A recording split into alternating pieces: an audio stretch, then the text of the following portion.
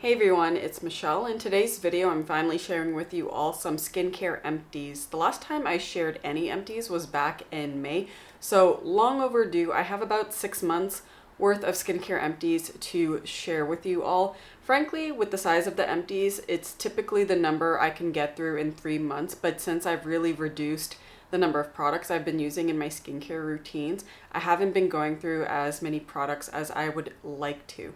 Either way, let's get right into this video, starting off with cleansers. So I have 2 cleansers to share with you all. Probably familiar to most of you, the first one being the Cerave Hydrating Cleanser, a cult classic really. This is the first time I ever tried a non-foamy lotion type of texture. The texture of the Cerave Hydrating Cleanser is almost like a conditioner for the face, and it was the first of its kind to make me fall in love with these types of cleansers. I did revisit it, hence why I have an empty here. It was nice, but I think for the winter months I did want something a little bit heavier, a bit more lotiony. The Cerave one I find to be really good for the shoulder seasons like spring and fall, maybe even the summer months if you want to stick to that type of cleanser. I do know, however, that if I ever want to, I can go back to this if need be. The next empty is a repurchase, and I'm currently using it in my fall skincare routine. It is the Eucerin DermatoCLEAN Hyaluron Cleansing Milk. It's a really lovely milky cleanser. I can use it as a one and done type of cleanser in my routine, and I have noticed that this does add a light layer of moisture to my skin without congesting it. So I've been really liking this cleanser, hence why I repurchased it. The next set of empties are toner type of products. The first one being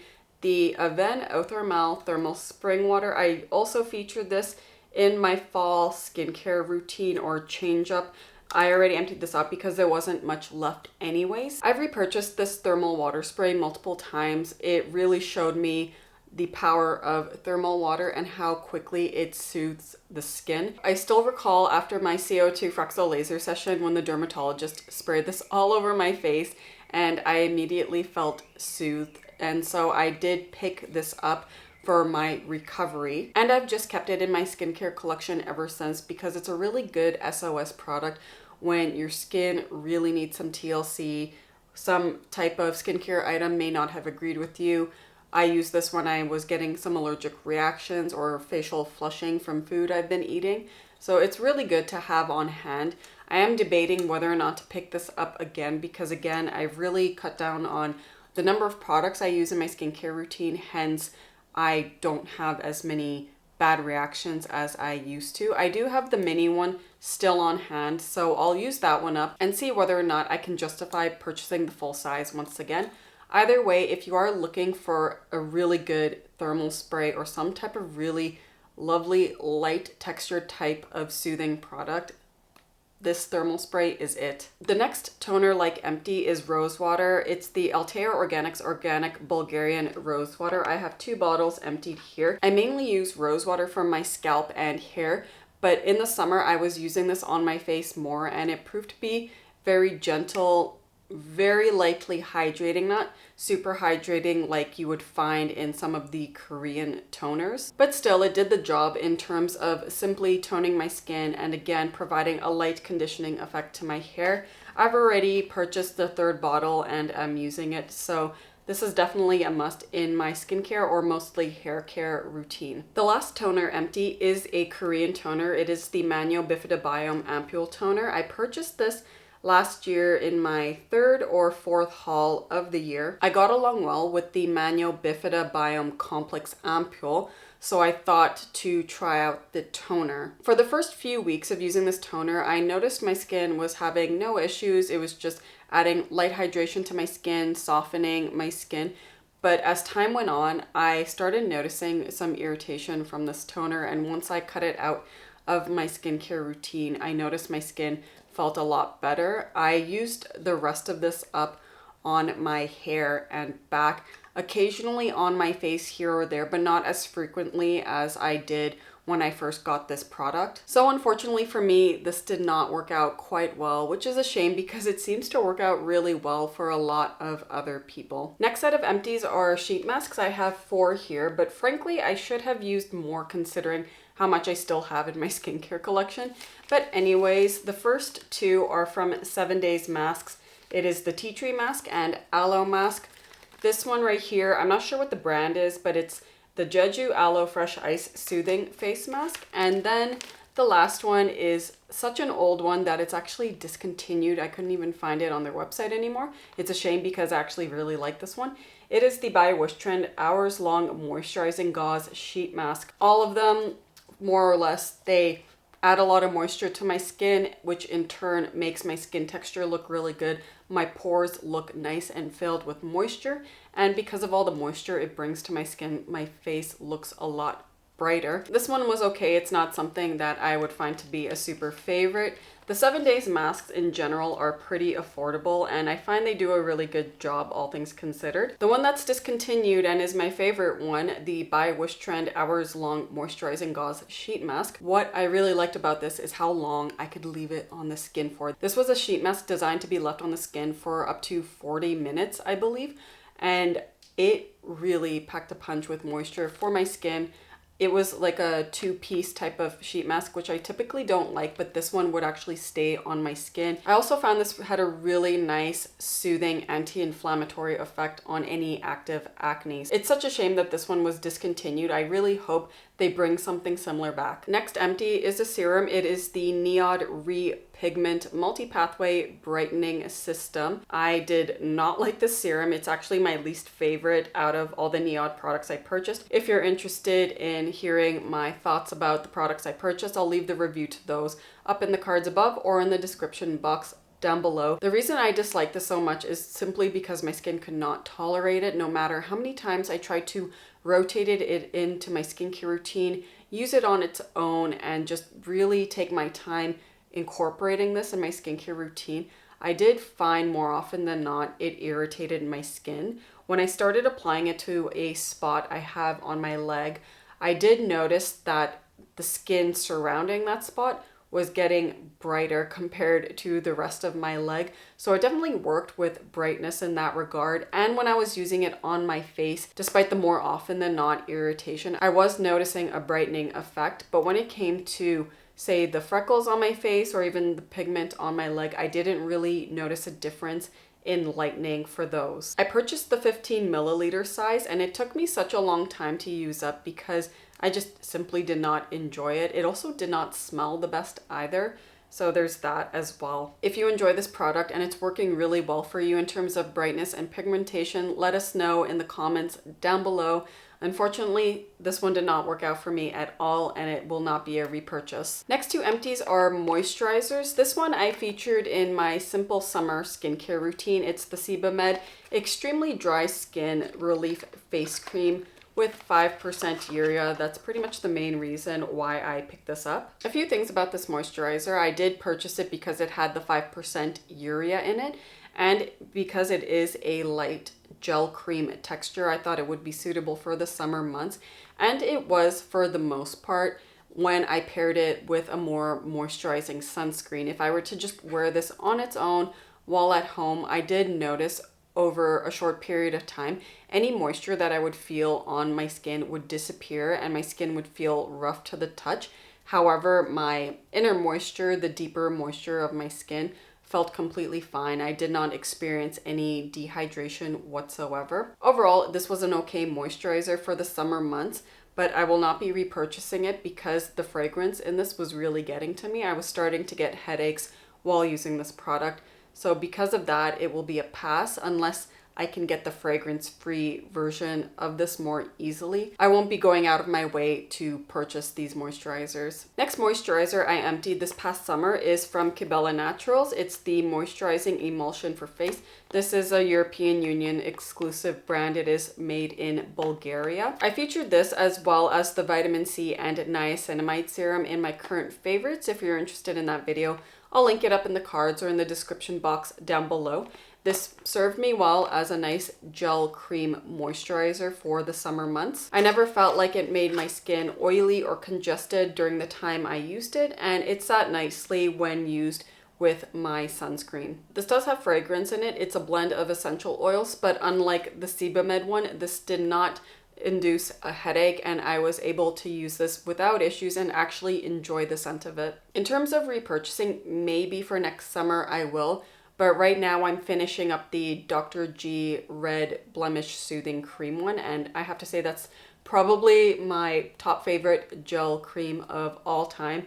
So I'm more likely to repurchase that one once again than this one. But again, we'll see when next year comes along and how I feel. Next set of empties are from Krave Beauty. I have the Oh So Simple Water Cream and the Great Barrier Relief. I got these before Krave Beauty was even available to purchase in Canada. My sister, when she was still living in South Korea, before she decided to return to Canada, I asked her to order these for me to bring back. That was a couple of years ago, so that's how long I've had these two products in my skincare collection and how long it took to actually use them up. Let's start off with the Oh So Simple Water Cream. I remember when this got first released, it was advertised as a less than 10 ingredients moisturizer that one with really problematic skin, even fungal acne type of skin, can rely on and go to. And I remember seeing a sponsored review that those of us with dry skin can use this as a type of soothing serum and just layer it in our skincare routine.